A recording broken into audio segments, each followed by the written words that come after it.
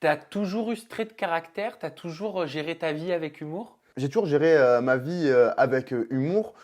Euh, Pourquoi? Ben, parce que j'aime pas de base les gens qui tirent la tronche, j'aime pas les mauvais caractères, ça me tend et ça me rend nerveux direct. Et en plus, je travaille dans un domaine où on est obligé d'avoir le sourire tout le temps, d'être joyeux et c'est fait de manière spontanée, c'est sincère et c'est naturel. Donc je suis toujours comme ça. Après, c'est vrai que j'ai des jours où je suis mal luné, où je tire la tronche, mais ces moments sont rares.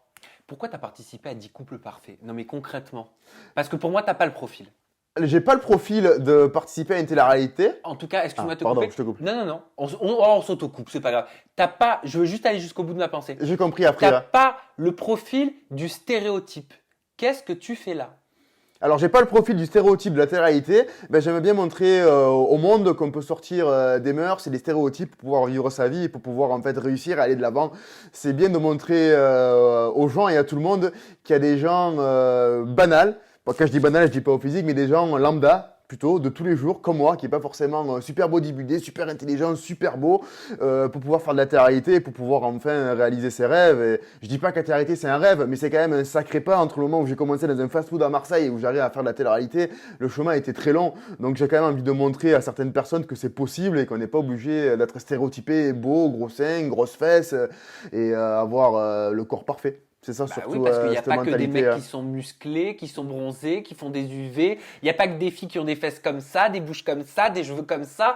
Enfin, il y a de tout sur notre. Ah, il n'y a pas que, mais les garçons et les filles, je dis bien même les garçons et les filles en partie sont très beaux dans ce monde, hein. Et quand tu rentres dans les 10 couples parfaits, je vois les mecs, ils sont tous plus beaux les uns que les autres, ils sont tous plus costauds les uns que les autres. Tu dis quand même, c'est pas très stéréotypé, mais c'est quand même Je parle pas de 10 coups, je parle de la des vie. généralités. La vie, elle est pas stéréotypée comme ça quand on marche dans la rue.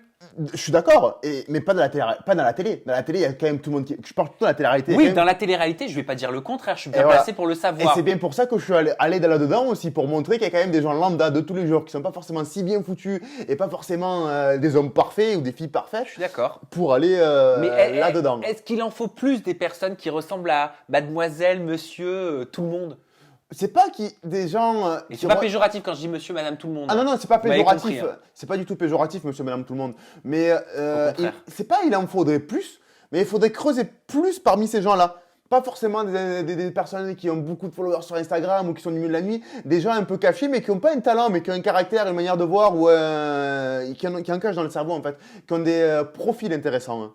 C'est ça surtout que je soulève. Et c'est toi qui as participé, qui as candidaté à 10 couples? Non, non, on est venu me chercher. C'était pas la première fois. Je dis pas qu'il y a eu des tonnes de fois, mais c'était pas la première fois qu'on me proposait de faire un casting. C'est vrai que je pense beaucoup, c'était par rapport au côté atypique. Et moi, je préfère dire authentique, justement, pour bien me différencier de ce côté-là, dans ce milieu. Je pense que c'est plutôt pour le style, la personnalité, le personnage, on va dire. Et là, j'avais le temps, tout simplement.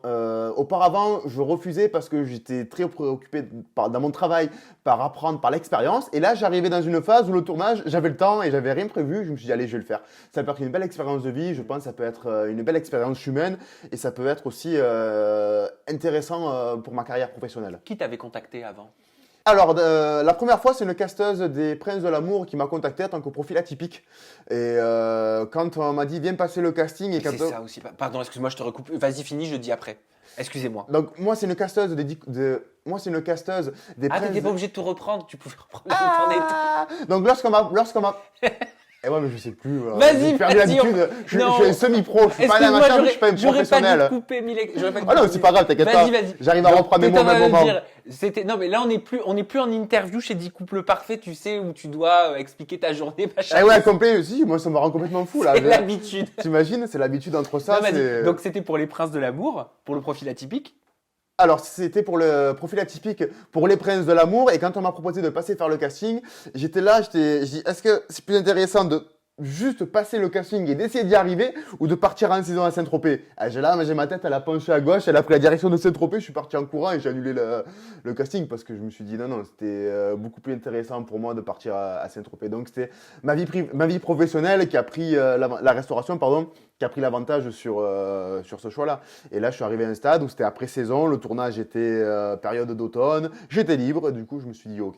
Voilà, moi, ce que je voulais simplement dire, et je t'ai coupé pour ça, et tout le monde va me dire que c'est nul, mais c'est pas grave, c'est, ça me choque Quand tu dis, pourtant je devrais avoir l'habitude, mais quand tu dis on m'a casté pour le profil atypique des princes de l'amour, en quoi t'es atypique Direct, je au sais final? pas. Ben là, je parais complètement normal et casual, on va dire. Mais après, c'est vrai que jusqu'à présent, j'avais les cheveux longs, j'avais une barbe longue, j'avais quand même une dégaine assez différente et que je l'ai toujours d'ailleurs. Mais c'est juste que je voulais être un peu. Je suis d'accord, mais en fait, quand on n'est pas comme tout le comprends. monde, on est atypique. Quand on n'est pas comme tout le monde, on est atypique. C'est bien pour ça que j'aime pas ce mot forcément atypique, parce que c'est devenu dans les courants des communs, c'est quasiment devenu banal, atypique, parce qu'on l'entend tout le temps. On l'entend tout Et le c'est temps. pour ça que je reprends et je dis non, moi je suis pas atypique, je suis carrément authentique. Il y en a qu'une de Chine. Atypique, c'est une case où il y a pas mal de choses atypiques. Moi, c'est pas typique, c'est je suis authentique, je suis seul, je suis comme ça et je suis seul à être dans cette mentalité-là et basta.